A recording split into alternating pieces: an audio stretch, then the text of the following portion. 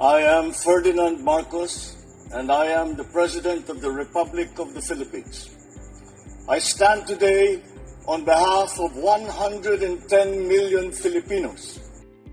Hello Universe, it's me again. Shoutout sa inyo mga kababayan, sa mga Marcos Loyalist supporters, Filipino and OFW. Ayan, today is 29-2026 ng July. Kahapon po ay pumunta ang Pangulo dyan po sa Davao. Isa sa mga pinuntahan niya po yung pambansang pabahay. Ayan dyan po sa Davao City. Aba siyempre nakalagay dito mga kababayan is, ayan, inspection. Ayan, inspection of People's Bill, Barangay Riverside, Kalinan, Davao, Kalinan District, Davao City.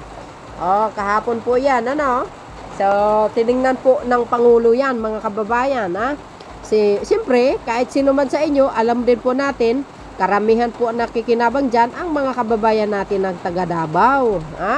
Siyempre, maraming DDS dyan, kaya shoutout sa mga DDS. At siyempre, mga kababayan, pakinggan po natin ang sinabi ng ating mahal na Pangulo. Ito na.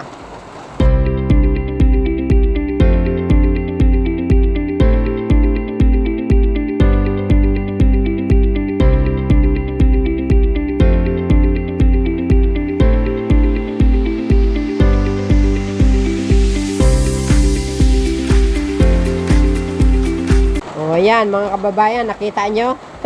Ang ganda, 'di ba? Sabi sa inyo Oh, my gosh. Mayroon tayong naunang video no? Matagal na 'yun, ilang months na karaan, pero dahil diyan, ang ganda, grabe. Kahit isa man lang sana sa akin. Nag-iisa lang ako. Sabay ganun na. But anyway, mga kababayan, napakaganda itong pambansang pabahay ng Pangulo. Sabi natin nga, karamihan nakikinabang, talaga yung mga tao na wala talagang bahay. Very up. Kaya makikita natin dito guys na sobrang nagpapasalamat ang ating mga kababayan na naka-build sila ng bahay na ganyan. Sa mga DDS, nako po, congratulations sa inyo kahit binabatikos nyo ang Pangulo. Ganun pa man, ang sukli niya sa inyo ay kabutihang loob. Pakinggan nyo mga kababayan. Ito is part of the pambansang pabahay para sa Pilipino program ng ating mahal na Pangulo. We started developing this in 2023. 30 buildings na tayo, yung 14 tapos na. Yung around 12 of that patapos na, almost mga nasa 90% na tayo. Then another 4 buildings. So all in all, we have 30 buildings na all over here. So ang remaining buildings natin, 40. Ito, dinaanan na ng malakas na earthquake ito. Structurally sound yung lahat ng mga projects natin. Pinag-aralan natin mabuti ito bago natin itayo. Ito po yung Social Housing Finance Corporation. Mandato natin ay talagang gumawa ng mga social housing programs para sa mga formal and informal settlers na nandun talaga sa mga mababang kita na kababayan natin na hindi kaya magkabahay kung hindi natin po sila tutulungan. So itong pambansang pabahay para sa Pilipino program, number 1, mura na yung pagkakagawa ng gobyerno tayo, mas napapababa natin ang construction cost. Una-una, nung pagbisita niya kanina, napansin niya na umikot siya maraming mga bata. So sabi niya sa amin, baka kailangan natin maggawa ng sariling eskwelahan at iba pang pasilidad para doon sa mga bata dito mismo sa loob ng development. Ang Pag-ibig po, Pag-ibig Fund, sa pangunguna ni CEO Malen, meron po tayong 3% home loan program under the 4PH. Ang ibig pong sabihin nito, kagaya po dito, ang isang unit po dito, dahil ito ay condominium, 1.45 million pesos po per unit. May dalawa po tayong option. Yung buyer po, yung beneficiary, pwede siyang pumili kung gusto niya yung level na amortization, ibig sabihin, mula simula hanggang dulo, equal yung hulog niya, 4,600 ang hulog nito. Pag pinili naman niya yung graduated, ibig sabihin, magsisimula muna ng mababa at unti-unti tataas. Ang unang hulog niya lang is only 2,300 pesos per month. So yun po yung epekto ng 3% na napakamura po nito pag kinumpara nyo po sa mga bangko na nagbibigay ng mga home loan. Maglalabas po kami ng bagong guidelines. Inutos din ng ating Pangulo na aalisin muna natin yung salary ceiling.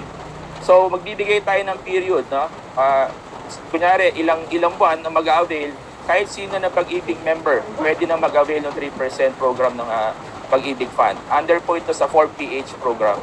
Doon sa mga kababayan natin na nangangailangan ng affordable housing, no? Ito pong pambansang pabahay para sa Pilipino program, in-expand na po natin to. Ito pong expanded 4PH, meron na po tayong iba-ibang modalities. Makikita niyo po yan, punta po kayo sa website ng Pag-ibig Fund, website po ng SHFC at DSUD para makita po ninyo yung mga proseso sa pag-apply sa mga programang ito. Nag-apply po kami via Pag-ibig, ma'am. At saka ang monthly amortization po namin, ma'am, is 1.6 lang po, ma'am. Yun, nakaluwag-luwag din kami kasi nung una, 4K, almost 4K yung monthly rent namin sa Boulevard, ma'am. Tapos ngayon, 1.6 na lang. Malaking tulong din sa amin, ma'am, kasi wala po kaming bahay. Ayun, meron na. Ma'am, thankful po ako, ma'am, na naka-avail po kami sa libreng pabahay. Parang libreng pabahay po ni Pangulong Bongbong Marcos, ma'am. Yung asawa ko pa isang seafarer. Talagang nagustuhan niya po na kasi first, kasi wala po siya. Ay naghanap po talaga siya ng yung housing na madaling lipatan, malapit sa school, yung malapit sa market. Nag-process ng mga documents. Tapos nagintay na lang po kami ng a year bago po na turn over itong bahay sa amin. Malakas naman po ang water at hindi naman po nag-run out dito. Okay lang po talaga siya. Mga bata nakapaglaro naman po sa labas. Safe po sila. Malaking tulong to sa amin. Napapasalamat po talaga kami, ma'am, sa project na ito ng ating sa social housing at sa ating Pangulo po, ma'am.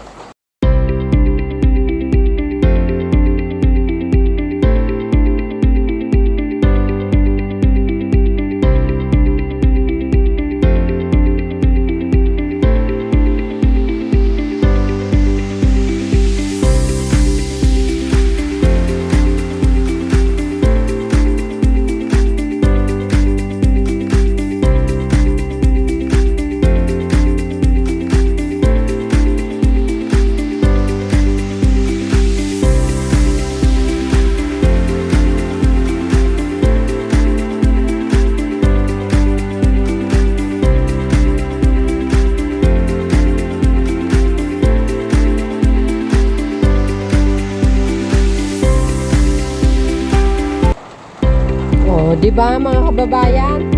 Alam niyo naman kung saan kayo pwedeng mag-avail, no? Sa mga taga Davao dyan.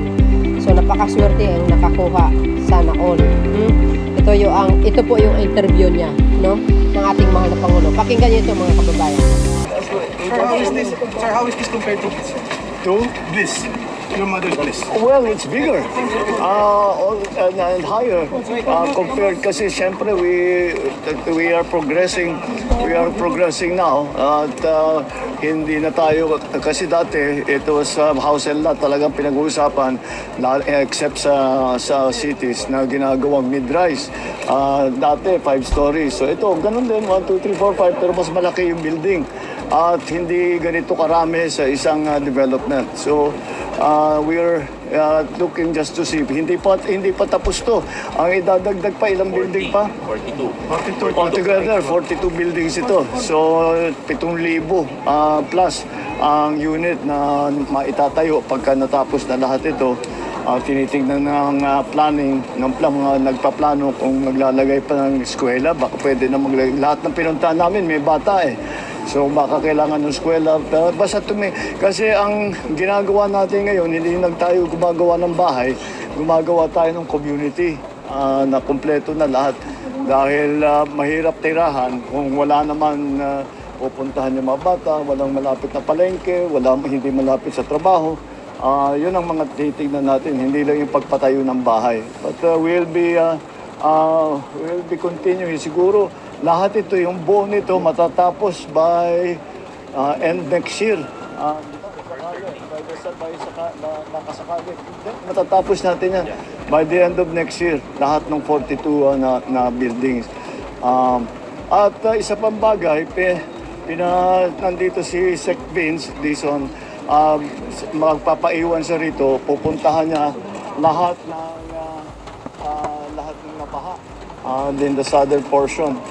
Dahil ang problema, meron palang master plan yun na 2023 for whatever reason hindi ginawa doon sa yung mga ibang project. kaya't mabalikan natin para yung master plan na para doon ay matapos na, para hindi na tayo makakakita ng baha na kagaya ng nakita natin recently. So, pupunduhan agad, sir, yung sa JICA? Actually, it is already, well, oo. Kasi pag-ibig is paanin ng pag-ibig eh. O, yun guys, narinig nyo ang kanyang sinabi. Kasi po, mayroon akong nabasa sa social media na yan daw ay panahon ni Digong. Nagkamali po kayo, no? Nag-start po yan ng 2023, malinaw naman siguro. Mga kababayan, wag naman po tayong masyadong credit grabber, no? Mag-research po kayo para may alam. Hindi po yung magja-jump kayo, no? Na hindi nyo alam ang punot dulo. Yan po ay pambansang pabahay, no? Ng gobyerno. Malinaw naman po siguro ang sinabi ng Pangulo. Mayroon pang 42 units na next year daw matapos. So, sa mga taga Davao na sana maka-avail po kayo at umpisahan nyo na magpasa ng requirements, ano? Especially yung mga walang bahay. Priority kayo for sure, ano? So, yun mga kababayan, ang aking pinaka-latest updates. Puliman pero kailangan i-spread. Follow me and don't forget to hit the button bell para lagi kayong updates sa aking mga upload video. Bye bye and babush. God bless Philippines. There's more. Bye everyone.